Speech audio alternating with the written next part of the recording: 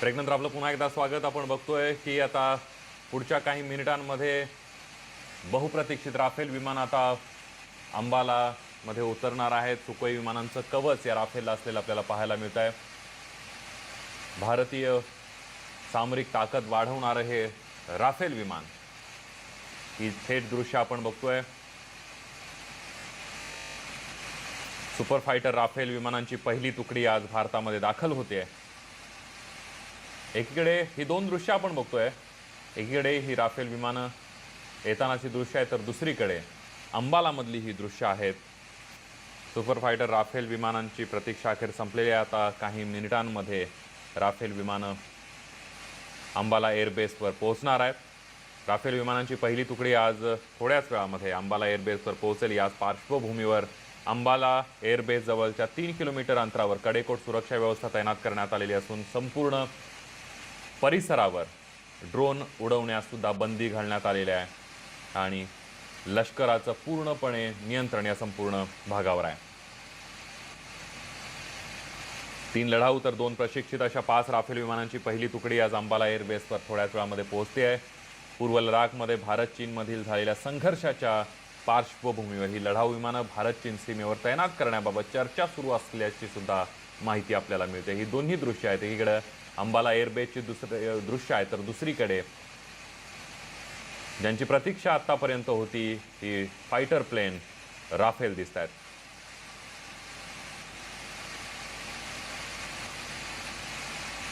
जुलै रोजी फ्रान्सच्या मॅरिग्नाक एअरबेसवरून ही 5 विमानं भारताच्या दिशेनं रवाना झालेली आहेत. थोड्याच वेळामध्ये अंबाला एअरबेसवर ही विमानं उतरतील.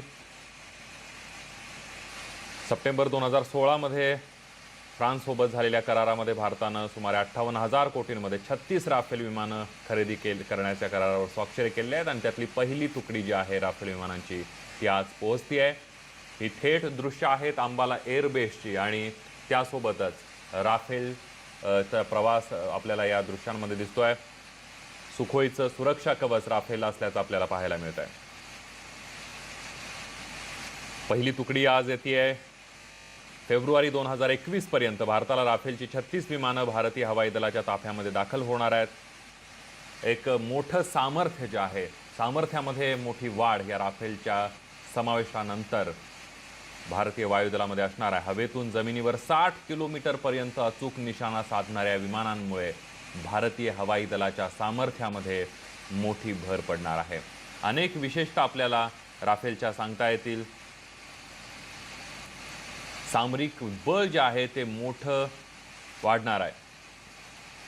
राफेल हे 2 इंजिनवालं एक लढाऊ विमान आहे, जे भारतीय वायुदलाची पहिली पसंती आहे. आणि सगळ्यात महत्त्वाचं म्हणजे कोणत्याही प्रकारच्या युद्धावर किंवा मोहिमेवर हे राफेल विमान पाठवलं जाऊ शकतं.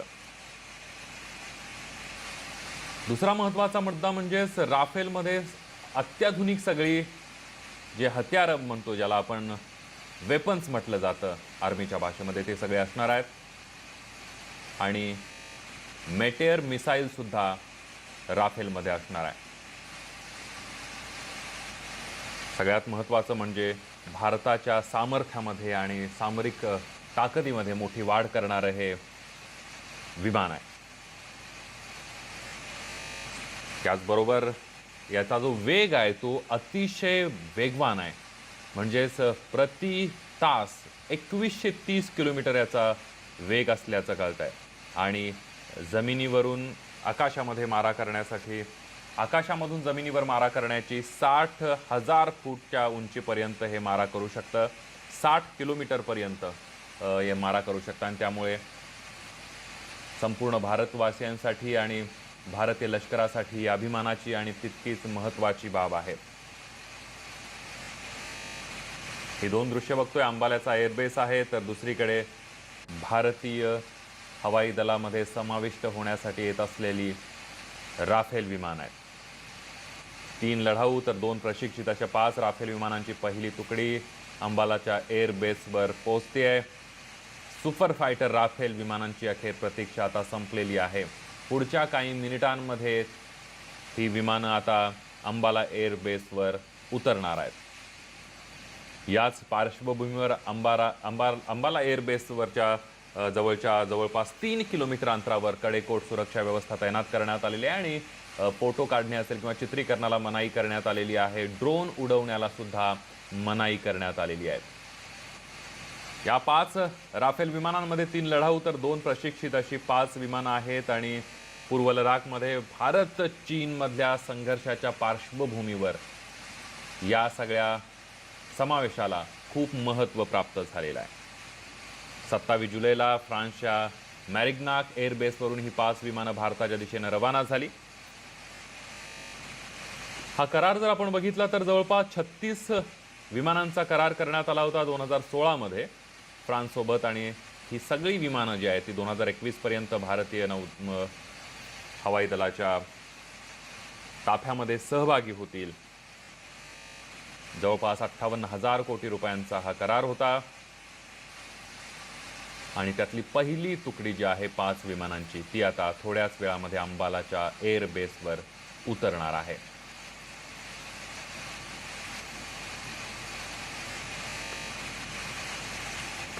ही थेट दृश्य आपण बघतोय। IAFच्या एकूण क्रू आणि ग्राउंड क्रू टीमला हे विमान कसं हाताळायचं त्याबद्दल व्यापक असं प्रशिक्षण सुद्धा देण्यात आलेलं आहे। भारताने फ्रान्स सोबत 2016 मध्ये हा करार केलेला होता। अंबालामध्ये राफेलचा कायमस्वरूपी तळ असणार आहे, ज्या ठिकाणी आज ज्या अंबाला एअरबेसवर ही राफेल विमानं उतरवली जाणार आहेत तिथं या राफेलचा कायमस्वरूपी तळ असणार आहे।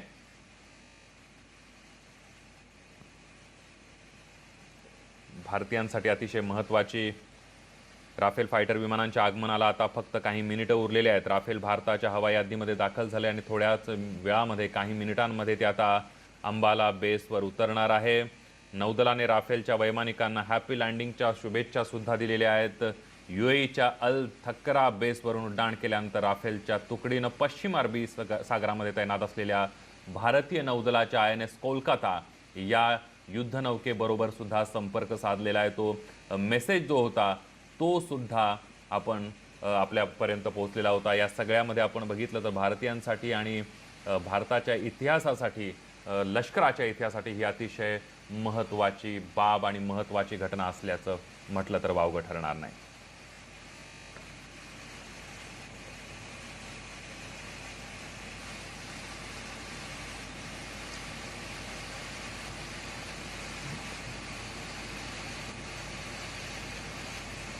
ही थेट आणि याविषयीच बोलण्यासाठी आपल्या सोबत आहेत निवृत्त लष्करी अधिकारी ब्रिगेडियर हेमंत महाजन सर, खरंच भारतीय लष्कर आणि भारतीयांसाठी आजचा मोठा दिवस म्हणावा लागेल।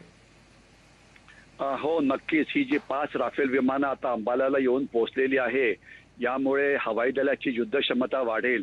कारण राफेल विमान हे अतिशय अत्याधुनिक विमान आहे आणि आतापर्यंत आपल्याकडे असलेली विमानं म्हणजे मिग ज्याच्या 10 स्क्वॉड्रन्स आहेत, जगवार किंवा मिराज याच्या 10 स्क्वॉड्रन्स आहेत आणि सर्वात अत्याधुनिक असलेलं सुखोई याच्या 10 स्क्वॉड्रन्स आहेत।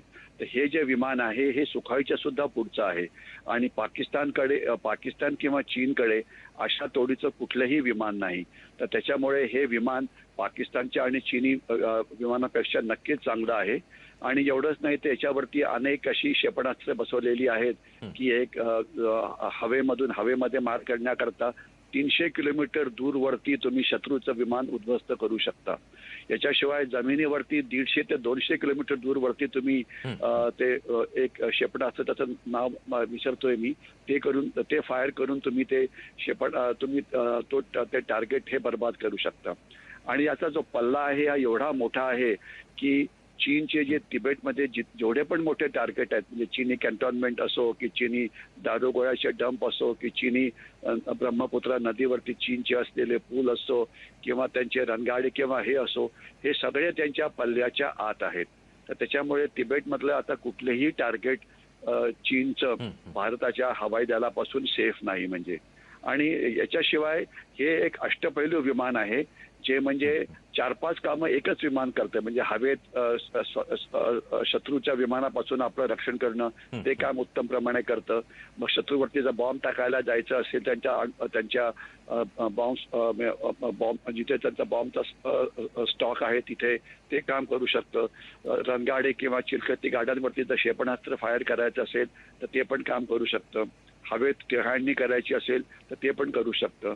आणि प्लस याला हवेतच याचं पेट्रोल भरता त्याचं जे हवाई इंधन आहे ते भरता येतं, ज्यामुळे ते अनेक तास जमिनीवरती न उतरता हवेमध्येच काम करू शकतं. तर त्याच्यामुळे हे एक अतिशय युद्धक्षमता ही वाढते. आणि असं म्हटलं जातं की एक राफेल विमान हे सध्या आपल्याकडे असलेल्या सुखाईच्या 2 विमानाच्या तोडीचं आहे. तर युद्धक्षमता आपली ही नक्कीच वाढलेली आहे भारतीय हवाई दलाची, त्यामुळे भारतीय सैन्याची आणि त्यामुळे अर्थातच आपल्या देशाची. हॅलो. अगदी महाजन सर, या सगळ्यामध्ये आत्ताच्या घडीचा जर जगभरातल्या लष्करांचा विचार करायला गेलं तर राफेल हे विमान आत्ताच्या घडीला खूप तंत्रज्ञानानं प्रगत असलेलं विमान आहे असं म्हणताय? हो, नक्कीच. हे अगदी स्टेट ऑफ द आर्ट असं विमान आहे. सर्वात अत्याधुनिक तंत्रज्ञान आहे. आपण ज्यावेळेस विमानाला अत्याधुनिक म्हणतो तर त्याच्यामध्ये 2-3 गोष्टी असतात. एक तर त्या विमानाचा असलेला वेग, त्या विमानाची हवेत तरंगण्याची क्षमता, त्याच्यावरती बसलेली शस्त्र आणि त्याच्यावरती लावलेली वेगवेगळे इन्स्ट्रुमेंट्स म्हणजे साधनं, ज्याच्यामुळे आपल्याला लांबचं दिसू शकतं. 360 डिग्री आजूबाजूला सगळं दिसू शकतं. म्हणजे एक वैमानिक फक्त समोरच बघू शकतो, परंतु याला 360 डिग्रीचा व्ह्यू असल्यामुळे मागून पण कुठलं विमान येत असेल तर ते पण त्याला दिसतं. तर म्हणजे जेवढी अत्याधुनिक एव्हिओनिक्स या विमानामध्ये पाहिजेत ती सगळी आहेत. जेवढी तुम्हाला अत्याधुनिक शस्त्र पाहिजेत ती याच्यामध्ये आहे. आणि प्लस याचं एरोफ्रेम आणि म्हणजे त्याचं इंजिन हे एवढं ताकदवान आहे की आपल्याला शत्रू चीन आणि पाकिस्तान आहे तर तिथलं कुठलंही टार्गेट आपण याच्या मदतीने त्याच्यावरती हल्ला करू शकतो आणि त्याला बरबाद करू शकतो. नक्कीच अत्याधुनिक विमान आहे हे. अगदी महाजन सर, सगळ्यात महत्त्वाचं म्हणजे आता 5 विमानं येत आहेत पहिल्या टप्प्यामध्ये. 2021 पर्यंत 36च्या 36 सगळी विमानं येतील असं कळतंय. म्हणजे आता तर आपल्या लष्करी सामर्थ्यामध्ये वायुदलामध्ये मोठी भर पडणारच आहे. पण ज्यावेळेला 36 विमानं दाखल होतील त्यावेळी खरंच भारताचं वायुदल हे जगातल्या एका अव्वल वायुदल असेल असं म्हणता येऊ शकेल का? हो, असं म्हणता येईल. परंतु आपल्या हवाई दलाला अजून पुष्कळ आधुनिकीकरणाची गरज आहे. जर तुम्हाला सांगायचं थोडक्यात म्हटलं तर आपली जी 10 स्क्वॉड्रन्स MiG-21 किंवा MiG-25 विमानाची आहेत ती अतिशय जुनाट झालेली आहे आणि त्याची बदली आता लाईट कॉम्बॅट एअरक्राफ्ट तेजस हे घेणार आहे. आणि ते पुढच्या 2 ते 2.5 वर्षामध्ये सगळ्या जुन्या MiG विमानांची बदली तेजसनी होईल असं म्हटलं जात आहे. आशा करूया की हे पूर्ण व्हायलाच पाहिजे. याच्याशिवाय दुसरे जे 10 स्क्वॉड्रन्स आहेत ते जग्वार आणि मिराज या विमानांचे आहेत. यांचं पण 3/4 आयुष्य हे संपलेलं आहे. त्याला आता मिड लाईफ अपग्रेड केलं जाते. म्हणजे त्यांचे काही बाठ बदली करून त्यांचं आयुष्य अजून 10 वर्षांनी वाढवण्याचा प्रयत्न होतोय. तर आशा करूया की हे काम सुद्धा लवकरात लवकर पुढच्या 2-3 वर्षामध्ये पूर्ण होईल. आणि जे सुखाई विमान आहे हे अर्थातच चांगलं आहे, पण त्याच्यामध्ये सुद्धा आपल्याकडे काही विमानं कमी होती. आणि आपल्याला आठवत असेल की ज्यावेळेला पंतप्रधान नरेंद्र मोदी लेहला गेले होते त्यावेळेला एक घोषणा करण्यात आली की एक इमर्जन्सी रूट प्रमाणे आपण 25 किंवा 30 नवीन सुखाई ही रशियाकडनं घेणार आहोत. तर अशा प्रकारे प्रत्येकच विभागामध्ये वेगवेगळ्या प्रकारचं आधुनिकीकरण, त्याची बदली हे चालू आहे. आणि ही प्रोसिजर ही खूप लांबची असते, 2 वर्ष, 3 वर्ष, 4 वर्ष. तर त्याच्यामध्ये हे राफेल हे त्याच्या पुढचं टाकलेलं एक पाऊल आहे. तर आपल्याला असं म्हणता येईल की राफेल 5 विमानं आल्यामुळे आत्ता आणि ज्यावेळेला अजून की बाकीचे 35 किंवा 36 येतील त्यावेळेला नक्कीच आपली युद्ध क्षमता ही वाढतच असेल. परंतु जी जुनी विमानं असतात ती सुद्धा बदली करावी लागतात. कारण विमानाचं आयुष्य हे फार कमी असतं. 15-20 वर्ष झालं की त्याचं आयुष्य संपतं. तर त्याच्यामुळे ही एक ऑनगोईंग प्रोसेस. परंतु एवढं नक्की की राफेलमुळे नक्कीच आपली क्षमता ही पुष्कळ एकदमच वाढेल. कारण एक राफेल विमान हे 2 किंवा 3 सुखाई विमानाच्या तोडीचं असं म्हणता येईल. तर त्यामुळे क्षमता नक्कीच वाढलेली आहे आणि जेव्हा 35 अजून येतील त्यावेळेला अजून जास्त ती नक्कीच वाढेल. अगदी महाजन सर, एक छोटासा प्रश्न. भारत आणि चीनमधल्या ज्या संघर्षाच्या पार्श्वभूमीवर ही जी राफेल विमानं आहेत ती भारत चीन सीमेवर तैनात करण्यात येणार असल्याची चर्चा सुद्धा मागच्या काही दिवसांपासून सुरू आहे. तर यामध्ये चीनच्या आगळीकीला कितपत आळा बसू शकतो किंवा चीनला कितपत रोखता येऊ शकेल या सगळ्यानंतर? असं आहे, हे विमान सध्या अंबालाला तैनात होत आहे. अंबाला हे जे विमानतळ आहे ते हरियाणामध्ये आहे, परंतु तिथून लडाखमध्ये किंवा तिबेटमध्ये असलेली चीनी सगळी जे बरोबर. टार्गेट्स आहेत तिथून त्यांच्या रेंजमध्ये त्यांच्या पल्ल्यामध्ये येणार आहेत. त्यामुळे चीनचे रंग आता म्हटलं जातं की 40,000 चीनी सैन्य तिथे एकत्र झालं असावं. त्यांच्या 2 डिव्हिजन्स आर्मर्ड पर्सनल कॅरियर्सच्या तिथे आलेले आहेत. तर ही सगळी टार्गेट त्यांच्या रेंजमध्ये आहेत. म्हणजे युद्ध झालं तर नक्कीच आपण त्यांच्यावरती हल्ला करून त्यांना चांगल्या पद्धतीने नुकसान हे पोहोचवू शकतो. आणि उरलेली जी विमानं येणार आहेत ती आपण हाशिमारा जे पश्चिम बंगालमध्ये आहे तिथे त्याला तैनात करणार आहोत. तिथून आपली जी भारत चीन सीमा जी अरुणाचल प्रदेशला लागून आहे आणि भारत चीन सीमा जी सिक्कीमला लागून आहे तिथे सैन्याला मदत करण्याकरता ती विमानं हाशिमारा पश्चिम बंगालमध्ये तैनात होणार आहेत. तर म्हणजे अंबालातली जी विमानं आहेत ती लडाख हिमाचल प्रदेशच्या जवळच्या जी चीन सीमा आहे त्याच्याकरता आहेत आणि हाशिमारा पश्चिम बंगालमधलं जे आहे ते अरुणाचल प्रदेश आणि सिक्कीम जिथे आपली भारत चीन सीमा लागलेली आहे तिथे लढाई करण्याकरता आहेत. ते दोन्ही ठिकाणं अतिशय चांगल्या पद्धतीने शोधली गेलेली आहेत आणि नक्कीच त्याच्यामुळे आपण चीनच्या आगळीकीला चांगल्या प्रकारे उत्तर हे देऊ शकतो. अगदी महाजन सर, धन्यवाद. तुम्ही न्यूज 18 लोकमतशी बोललात त्याबद्दल आणि सविस्तर अशी माहिती दिलीत त्याबद्दल. आपण बघतोय प्रतीक्षा आता संपलेली आहे. सुपर फायटर राफेल विमान आता थोड्याच मिनिटांमध्ये, काही मिनिटांमध्ये अंबाला एअरबेसवर पोहोचतील आणि अंबाला एअरबेसवरची ही दृश्य आपण बघतोय. एकीकडे अंबाला एअरबेस आहे तर दुसरीकडे राफेल विमानांचा प्रवास सुद्धा आपण बघतोय. या सगळ्यामध्ये 27 जुलै रोजी फ्रान्सच्या मॅरिग्नाक एअरबेसवरून या 5 विमानांनी उड्डाण केलेलं आहे. आणि सगळ्यात महत्त्वाचं म्हणजे हवेतून जमिनीवर 60 किलोमीटरपर्यंत अचूक निशाणा साधणाऱ्या विमानांमुळे भारतीय हवाई दलाच्या सामर्थ्यामध्ये मोठी भर पडणार आहे. हे 360 डिग्रीचा